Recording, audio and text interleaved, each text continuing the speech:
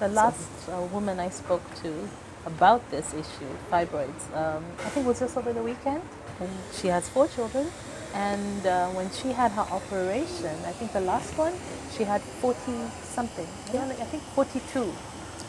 And just the fact that when she talked about it, then all these other women, oh yes, I've also had it. Oh yes, I also did. Oh yes, oh yes, oh yes, oh yes. So many But women. also, it's not one size fits all. I had a former colleague who had fibroids, but she's had her 3 kids with them, and she had a huge fibroid because I remember she was always like, wow, how is she going to carry this child? And she was able to. So there's a combination of where are they situated, how many are they, there's all that. Yes, and it's different for everyone. It's different for everyone. But I think it also just means that as women, we need to take like our health checks seriously. Yes. The younger, the better. Exactly. Right from your 20s. Especially now. I mean, I think from your mid-20s or maybe even earlier, just to have those checkups and make sure everything's okay. And I remember actually, now it all made sense. I always had the worst periods.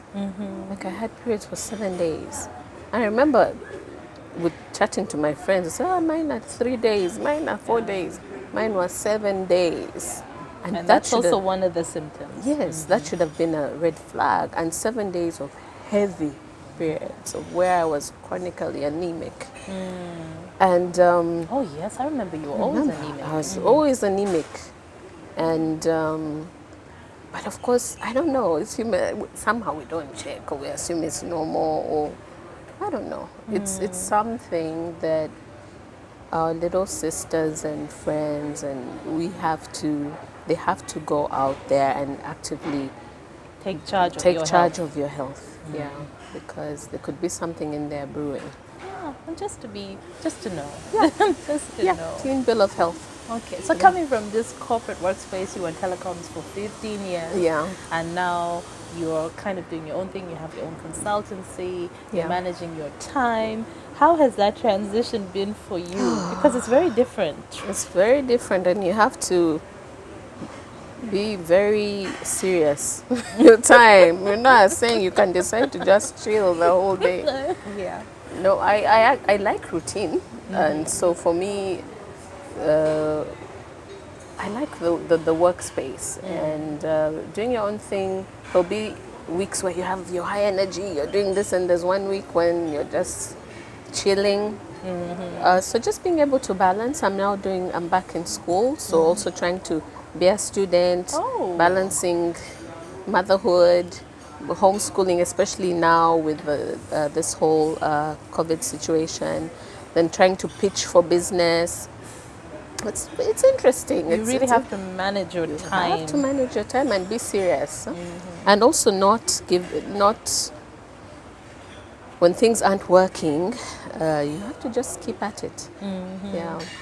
I find that a lot of people I speak to, younger people, are like, oh, I don't want to work in a confined environment. I don't want to work somewhere that has, all these hours and da-da-da-da-da. And I normally think that, much as it's glamorized to be your own boss, it's really glamorized to be your own boss and to have your own time. Being in a set employment structure is very good because it gives you that training and that discipline. Yes. That you can later on use. For sure. So, if you have the drive, and you can manage your time anyway, right from the word go, but not everyone is built that way. No, they're not. Now I know that. And I'm like I told you, I'm at a crossroads now. I never say never. So I'm not supposed to say, never will I, work for a company again.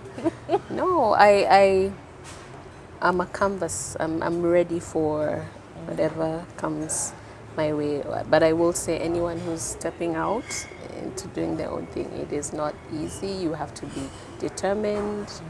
You have to be able to psych yourself. You have no boss. It's not going to tell you, wake up, do this. You didn't come to work today, or, So if you can't do that for yourself, then And then you're actually better in a different Yes. environment. Okay. I Yeah. know that you've done quite a bit of mentorship over the years, Yes. especially even in your workspace. Yes. And that's something hopefully a lot of people are picking up now. I Yes. love that a lot of my guests on this Yes. show are always Yeah. talking about how do you pay it forward? How do you help the next person? How do you lift someone up where you are? So what's your advice? Miss Uganda 2019-2020. I feel like the term women empowerment lost meaning. At that point, now you had to really think about, okay, school, now what happened? I can put school on hold. I'll go back after a year, which is now actually. I have to go back. After being fourth runner-up in Top Model, they made me the cover girl of Miss World magazine. There were so many girls they would have Could have done that for could have them. done that, but it was me, it's my face. Share some words of wisdom. I mean, you have a little bit. Be yourself. There's nothing that beats that, because society labeled us like brown or light skin is beautiful, like slim here in Uganda is ugly. You have to have a bit of flesh on you to be beautiful. You have to look a certain way.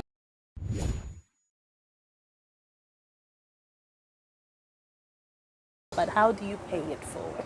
How do you help the next person? How do you lift someone up where you are? So what's your advice? I think that, first of all, I have this thing where as women we need to support women coming up and struggling. You know, in our days we didn't have many mentors. And if we did, they were guys. To this day, I think two of the people I call my mentors are guys. And that's just the way it was. Things are changing. And being able to have someone you can talk to, and even in terms of your career path and advise you, it is so important. Because if you can prevent someone from making the same mistakes that you made, that's the best gift you can give them. So what I've done, I reach out to young people in my own way, sit with them, discuss with them what is it that you want going forward, and trying to tell them your story and the mistakes you made. You have to be candid. And then People always want to talk about their victories. well, victories, you know what's Not that saying? not the mess. What's that Sometimes saying? the bloody mess is left behind. The good things are always easy to talk about, but Yeah. you need to be able to tell them. I mean, and sometimes be okay that when you tell them, they won't take your advice. That It's too. yeah. Give them the advice and let them do what they want with it. But you've given it to them. And even if they get burnt and come back, don't be of, oh, I told you so. Be able to say, okay, no, this happened. It's a key learning experience. I also like to mentor young guys. I have this thing where I'm a mother of boys, so I'm all pro. Well, they're not children, but I'm pro the boy child. Yes, And we've talked about this a we've bit. I talked have a about it. son, and you have sons, and a lot of emphasis and energy is going into mentoring young girls and Yes. making sure the girl child is taken care of. It's very important work, Very very important. important, very necessary. But also for young boys and young men, that is also something that needs to be intentional. Not to take away from the girl child, it is so important, because we know the woman is the girls are the ones they nurture. The next generation comes through them, and I'm all for that. And I don't want to sound like I'm anti. We can say this. Yeah, but it hit me, and I remember in my last workspace, so we'd get proposals, support this, the girl child, the girl child. I remember sitting there one day with one of our board members, and she also has girls, and she's like, but what's this thing about the girl child? How about the boy child? So Yes. boy children matter. So I'm all like, yeah, the boy child needs that support. So way Still back, needs guidance, still Yes. needs mentoring. so I'm all for affirmative action, but I also feel that the boy child is getting lost. And for me, it's not so much in the academic space, but it's in the life space. Yeah. So we have singers, we have big sisters. we're the kojas, we're the uncles and big brothers to talk to the boys, take them through that whole puberty phase, teach them how to treat women, teach them how to be clean. Why can't a boy child be taught how to cook?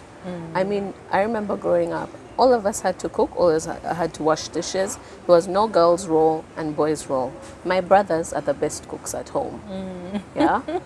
So, but for me, it's so much. It's like, where are the men? Corporate men And you know? mentoring is not taking someone to a bar. No. Oh, yeah. Okay, there's that mentoring. And we also put that out there. Mentoring is teaching a boy, how do you treat members of the opposite sex? How do you groom yourself? How do you just to be a good person, a good citizen? I mean, How do you become a man of integrity? yes, I don't think a woman can teach a man to be a man. No. And even for the single mothers, it's important to have a male role model. It could be your brother, it could be your friend, it could be your father, if you have one too. Take on. There's something missing. We've had this discussion. There's something missing where there's a missing link that needs to be. Yeah, and as a mother of boys. Yeah. It's one of the things I'm brewing in my head. Very conscious about it. Yeah. Well, thank you, Justina, for sharing and for talking about this. Yeah. Talking about your struggle and what you went through. And yeah, we wish you all the best. Thank you. We wish you all the best to see what happens. And Thank you. know. Watch this space. 2021 is. I'm looking forward to it. Yeah. This year has been. I mean, for me on a personal level, it's been I'd like to say a crap year, but I should stop saying that. I should be positive. I lost my dad in April, just 3 weeks into lockdown, and because of the timing, it was a bit of a lonely time. He was one of my major support structures. I was very close to him, so I'm also coming out of that. But I've had friends, I've had people reach out in enormous ways. So I'm back. I'm like charged. I'm ready to take on the world. So let's see what 2021 brings. Okay. Yeah.